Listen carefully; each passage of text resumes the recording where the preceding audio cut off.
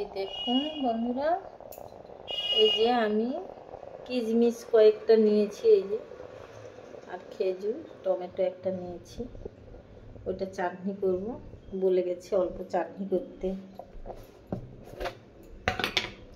গরমে রান্না করা খুব কষ্ট, তাই আমি একসঙ্গে এই যে তেল ছাড়া চাটনি করতে বলেছে, তাই আমি এই বসিয়ে দিচ্ছি চিনি দিয়ে।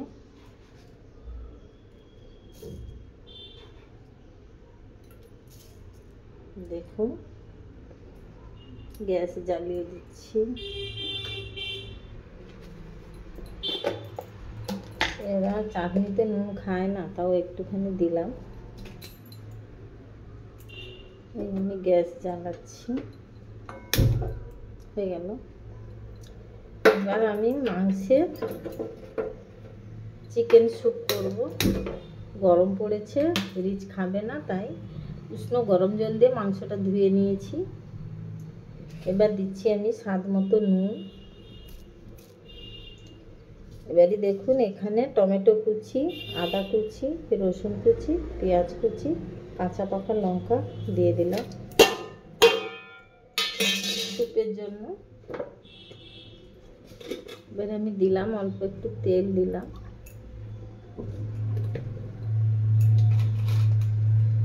এবারে যেটা লাগবে, দেখুন আমি চিকেন মশলা দিচ্ছি, একটু অল্প একটু দেবো,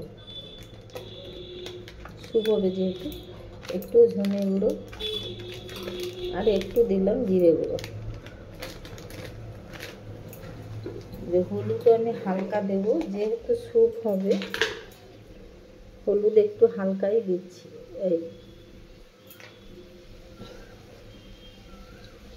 এবার যেটা হলো সেটা জল দেব।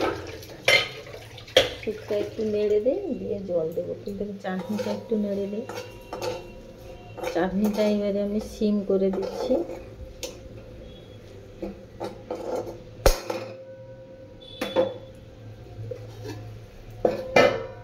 ঢাকিয়ে দেবেন, ওটা ওইভাবে চাটনি হয়ে যাবে। ওরা যেভাবে খায় মাখা মাখা হয়ে যাবে। এবার আমি স্যুপের জন্য গরমে হালকা একটু মাংসটা নেড়ে জল দিয়ে দেবো।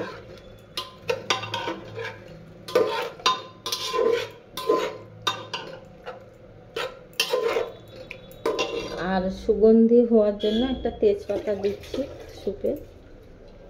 দেখুন, তেজপাতাটা তরকারি একটা সুগন্ধ আনে।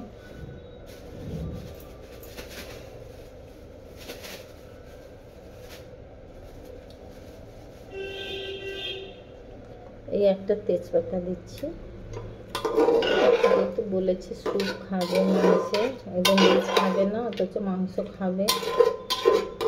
আমি আলুও দিলাম না, হালকা মশলা দিয়েছি। দেখুন,